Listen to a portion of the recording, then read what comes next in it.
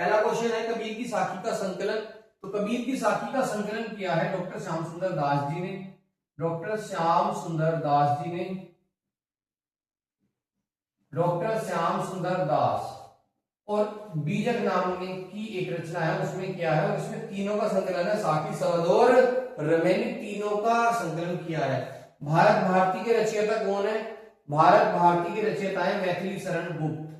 मैथिली शरण गुप्त, मैथिली शरण गुप्त, ये हमें ध्यान रखना है।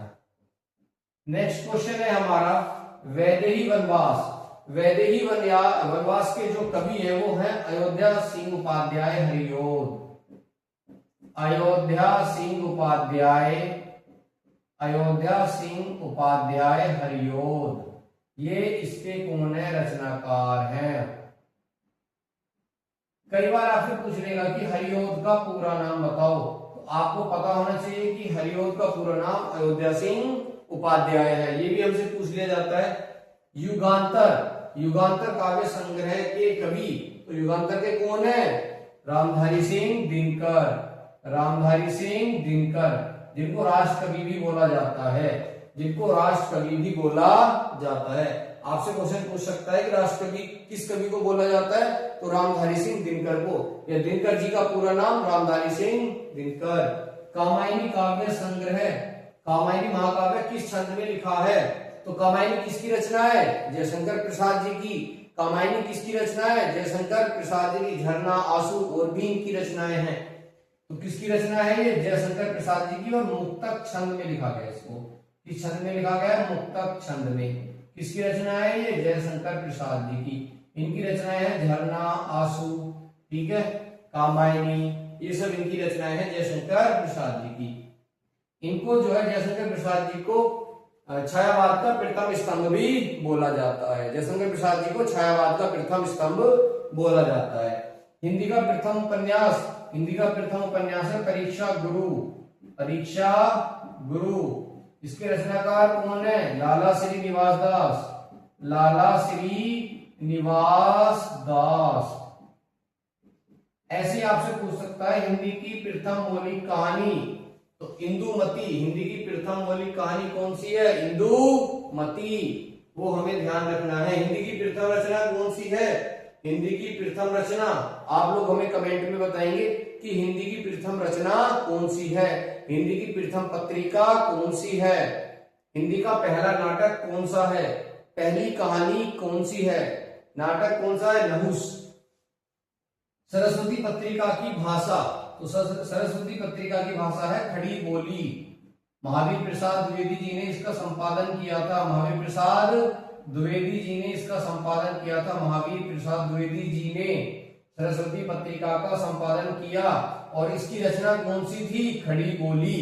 प्रेमचंद का मूल नाम, जो मोस्ट इंपोर्टेंट है, कई बार पूछा जा चुका है, प्रेमचंद का मूल नाम है धनपत राय। क्या नाम है? धनपत राय। इनकी रचनाएं हैं गोदान, गबन, रंगभूमि, ठीक है, ईदगाह, ये सब इनकी रचनाएं हैं। कौन कौन सी? गोदान, गबन, रंगभूमि, गोदान, गबन, रंगभूमि, ये सब इनकी रचनाएं हैं। आगे है दिनकर प्रमुख रूप से किस विधा के कवि हैं? तो दिनकर जी ने जो अपनी रचनाएं लिखी हैं वो किस रस में लिखी हैं? क्वेश्चन का आशय है कि दिनकर जी की जो प्रमुख रचनाएं हैं वो किस रस में लिखी गई हैं? तो वीर रस में। वीर रस, ठीक है ना, और ओजस्वी, वीर और ओजस्वी, ये हमें ध्यान रखना है। इनको ही क्या बोला जाता है? दिनकर जी को ही राष्ट्रकवि, हिंदी का राष्ट्रकवि बोला जाता है, ये भी ध्यान रखना है। महादेवी वर्मा को किस नाम से जाना जाता है? तो महादेवी वर्मा को हिंदी की मीरा या आधुनिक युग की मीरा, हिंदी या आधुनिक युग की मीरा के नाम से जाना जाता है। आधुनिक युग की मीरा के नाम से जाना जाता है, मीरा के नाम से जाना जाता है। अंधा युग के रचयिता, तो अंधा युग के रचयिता कौन है? धर्मवीर भारती। धर्मवीर भारती, धर्मवीर भारती जी किसके रचना है? अंधा युग के रचनाकार हैं।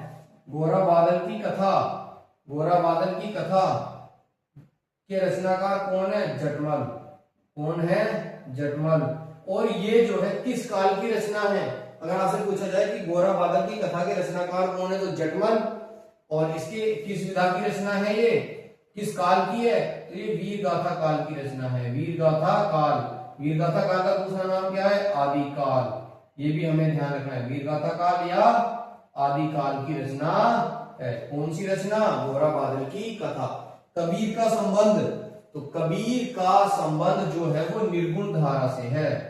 किससे है? निर्गुण धारा से। किस धारा से? निर्गुण धारा से। कबीर ने जो है, किस काल के कवि है ये? भक्ति काल के कवि हैं। कबीर किस काल के किस काल के कवि हैं? तो भक्ति काल के कवि हैं। कौन? कबीरदास जी। कबीरदास जी का संबंध निर्गुण धारा से है और ये भक्ति काल के कवि हैं। मीराबाई का संबंध किस धारा से है? तो ये सगुण धारा से है। इन्होंने जो है ईश्वर की उपासना की है। किस ईश्वर की उपासना की है? कृष्ण भक्ति धारा की। ये किस धारा के कवि हैं? सगुण धारा में कृष्ण भक्ति धारा के कवि हैं। कौन? मीराबाई। ठीक है। और मीराबाई जो है ये सगुण धारा की कवि हैं, कवित्री हैं मीराबाई।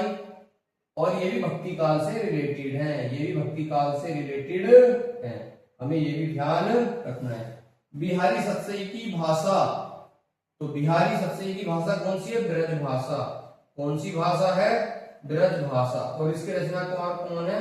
बिहारी जी। बिहारी जी इन्होंने गागर में सागर भरने का काम किया था।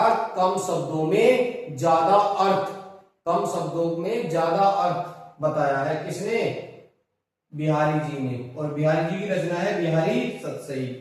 भारत का व्याकरण लिखा है, तो भारत का व्याकरण मोस्ट इंपोर्टेंट क्वेश्चन है। भारत का व्याकरण लिखा है पाणिनि ने।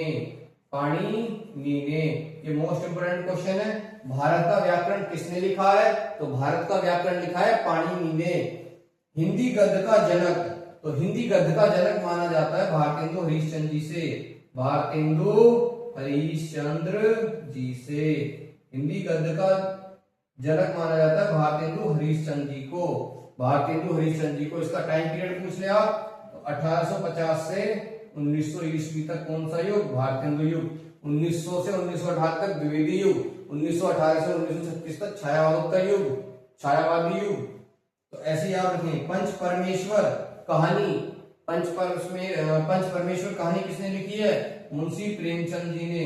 पंच परमेश्वर मुंशी प्रेमचंद जिन, इनका पुराना नाम हमने अभी बताया था, क्या? धनपत राय। इनका पुराना नाम मुंशी प्रेमचंद जी का धनपत राय।